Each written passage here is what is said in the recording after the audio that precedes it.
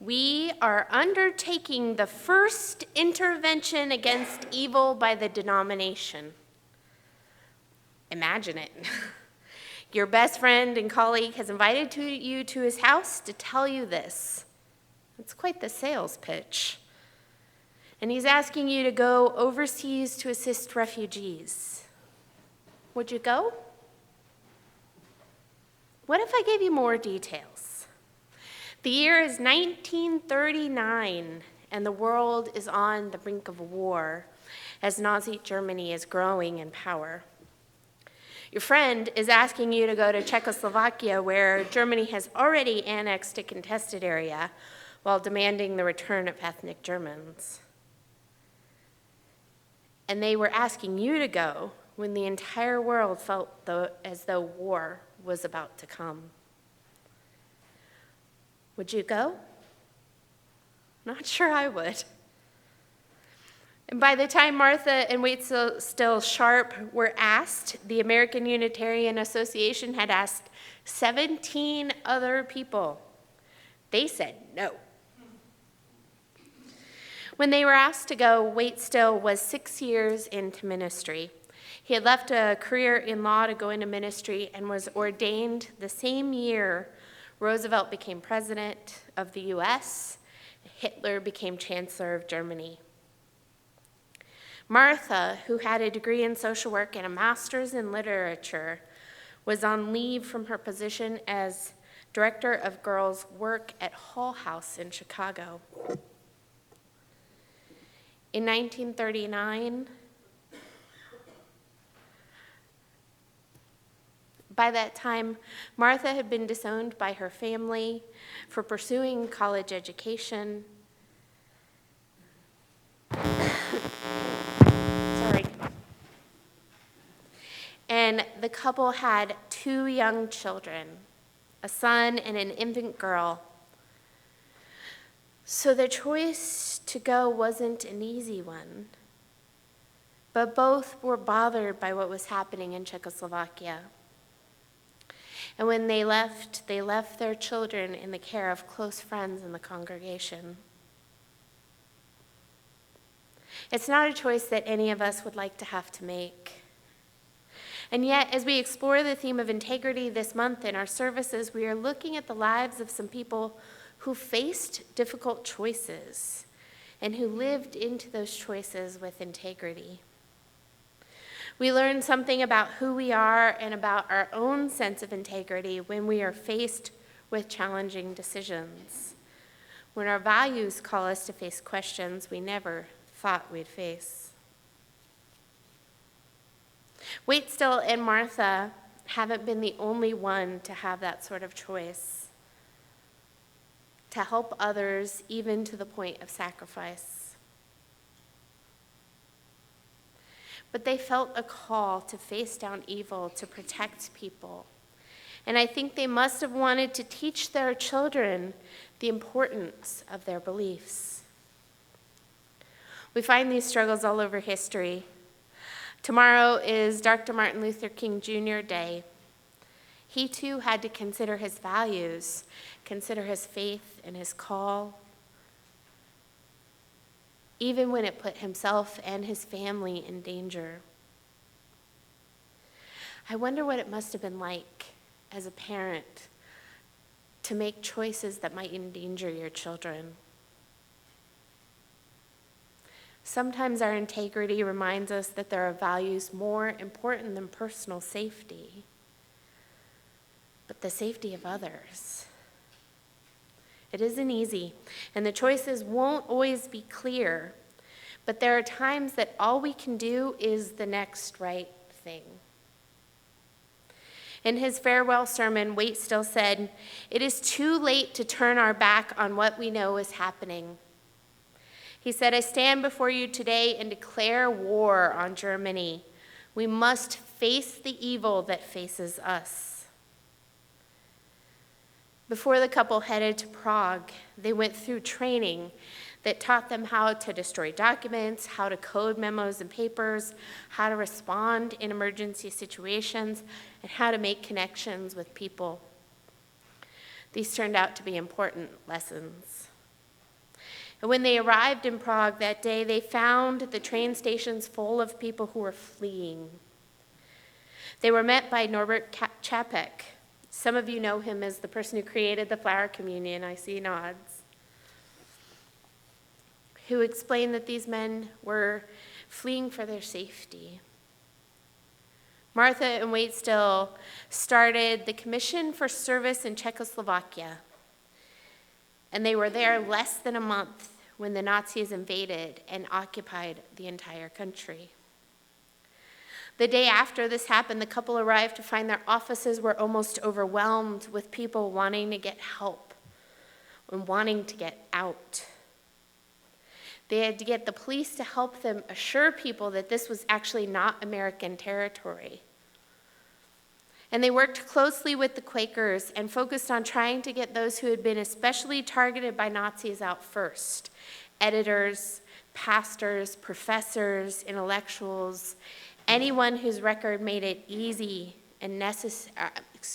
it necessary for them to flee and easy to be a target.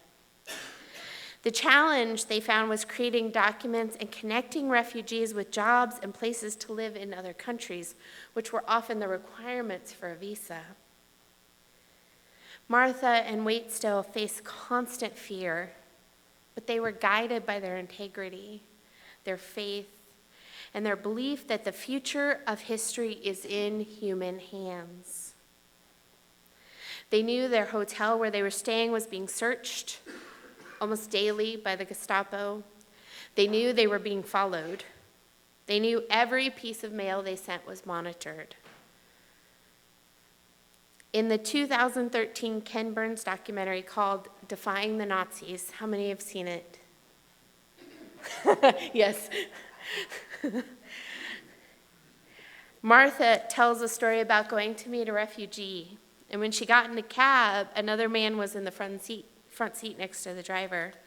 She suspected he might be Gestapo, so she asked to be let out a few blocks from where the meeting was. She turned a corner and hid in a doorway. Sure enough, the man who had been in the other seat came around the corner after her. Luckily, she wasn't seen.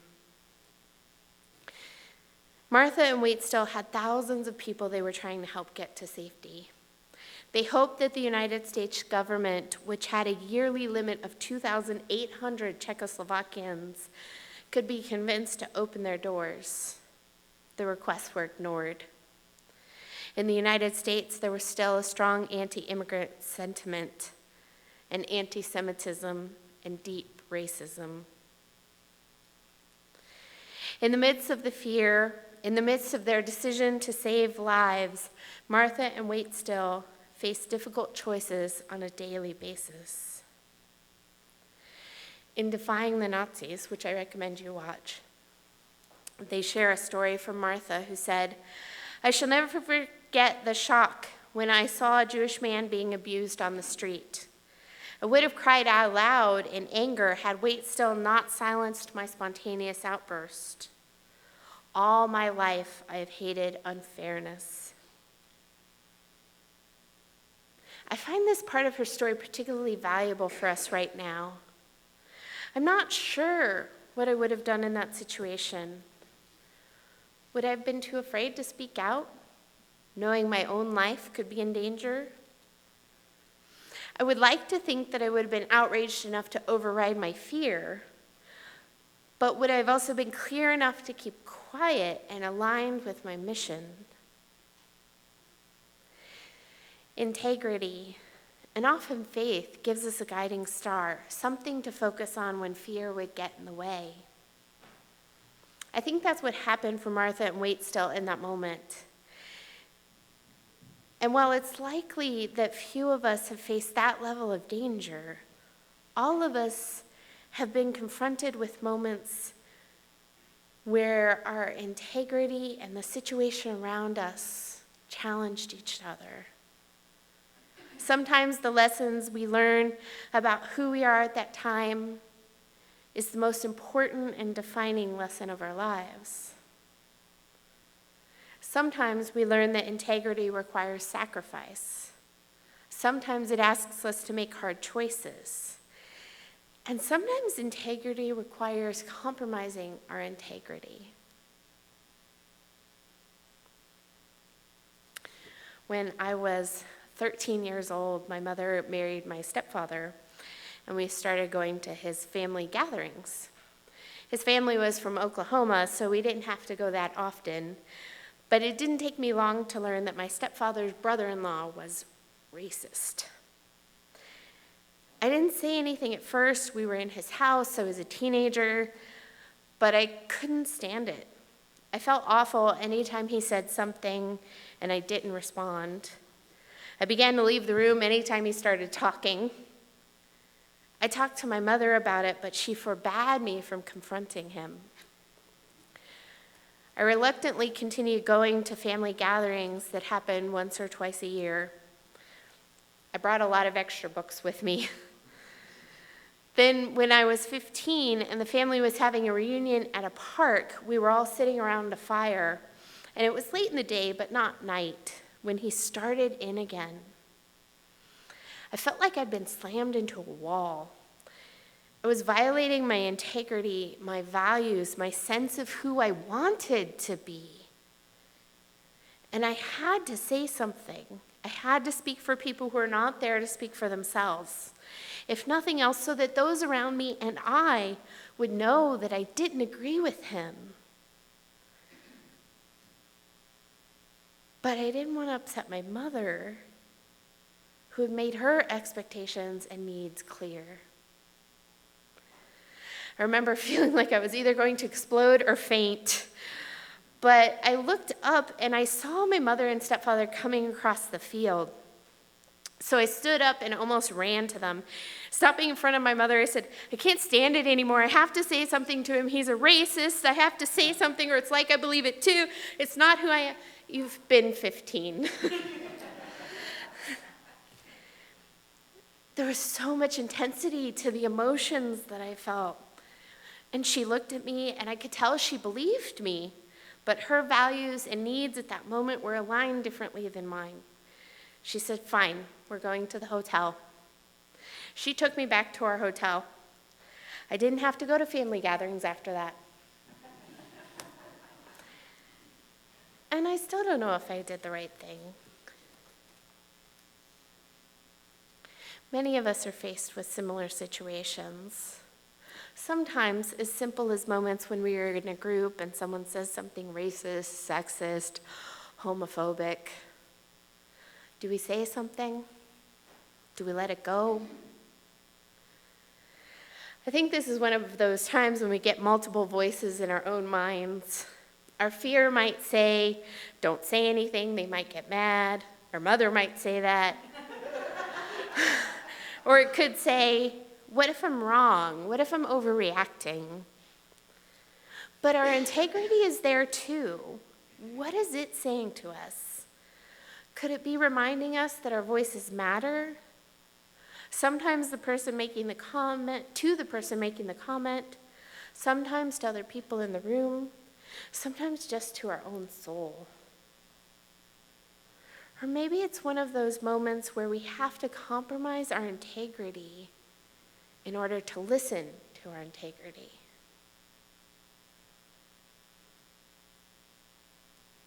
One of the biggest challenges of living a life of integrity is that you often won't know if you made the right choice.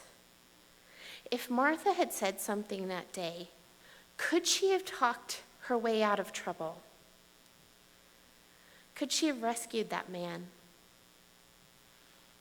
She had done it before. She would do it again. If I had said something to my step-uncle, would that have changed him?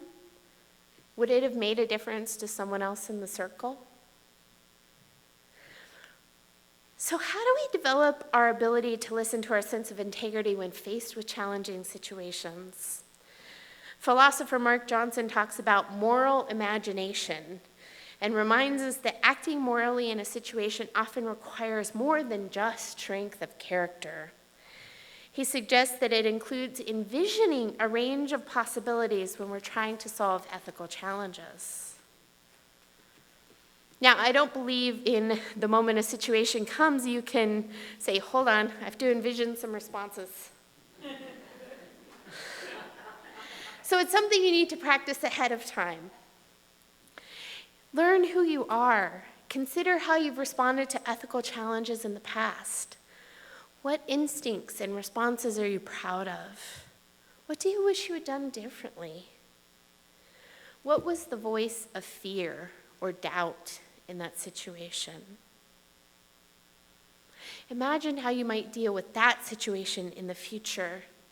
Learn to understand your own fear triggers. And then practice other situations. How might you deal with what happened to Martha? Practice in your own mind how you want to respond in your life. Thinking about how we want to respond in the future is a way we can train ourselves to respond with integrity. Remember, before the Sharps went to Europe, they trained with their Unitarian colleagues about how to handle a variety of situations. Before Rosa Parks sat on that bus and refused to move, she trained with her church family. We can train ourselves to live lives of integrity so that when we are faced, and we will be, with situations where it is called into question, we are able to act. Of course, while my story and Martha's both included internal struggles, hers have far more danger. We don't know what would have happened if she had objected or cried out. The Gestapo was looking for a reason to arrest activists at that time. But it must have hurt to hold back, to place the needs of the many over the needs of the few, or the one. After they had been there a few months, Martha undertook a dangerous mission trying to get 35 people out at one time by train. The list included writers, journalists, professors, and orphaned children. To do that, to get to Great Britain by train, they had to go through Germany. And their documents were checked at every point. One point, they were taken off the train, and Martha's list of people she was escorting was examined against the list of people she was traveling with. 2 journalists were not on her list and were going to be taken away. Martha turned away from the Gestapo officers with her list and quickly added the names. And then turned back and said, "You missed them. They're right here." And it worked. The advantages of the pre-digital age. So everyone was allowed to get back on board. But can you imagine the courage it took in that moment to just instinctively add names? If she had gotten caught, she saved lives. And that's just one of the journeys she and Waitstill took to get people to safety. When they had been there a bit more than 6 months, Waitstill had gone out of the country for a conference and to raise money, when Martha received a tip by someone they worked with that she was about to be arrested. She barely escaped Prague and joined Waitstill, where they both returned home. Over the next year, the American Unitarian Association established the Unitarian Service Committee, and Frederick Elliott, then the president of the American Unitarian Association, pretty much voluntold Waitstill and Martha they were going back to Europe. They were going to go to Paris, but before they arrived, Germany occupied the city. So they diverted and ended up in Lisbon with Charles Joy and Robert and Elizabeth Dexter. The Unitarian Service Committee continued the Sharps' previous work, getting political refugees and academics out of German-controlled territory. And to do this, you needed documents and connections. This was the moment that Unitarians decided they needed a symbol, something unique that could be used to communicate across language barriers, but would look official on documents, giving them more credence. Charles Joy hired a Czechoslovakian cartoonist and refugee named Hans Deutsch to design something, and an early version of our flaming chalice was born. The chalice that we still use today to remind us of our shared values, our dedication to justice in this world, to remind us where integrity leads. There's more to the story of the Sharps than I can cover here today. They weren't done saving people or facing challenges when we left them in Lisbon. I encourage you to read about them and consider watching the documentary.